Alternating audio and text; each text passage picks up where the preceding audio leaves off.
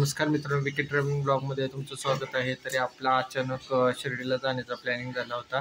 तरी आपण शिर्डीमध्ये आलेलो आहे. रात्री 4 वाजता पोहोचलेलो आहे आणि आता सकाळी झालो तर आपण फ्रेश वगैरे झालो. आता दर्शनाला जाणार आहे आपण. चला तर जाऊया आता आपण दर्शनाला.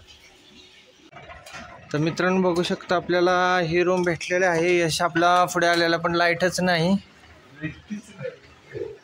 आणि इथे एसीची सुविधा आहे, फॅनची सुविधा आहे, टीव्ही आहे, बेड आहे, डायरेक्ट वाम कुस्ती घेतलेली आहे.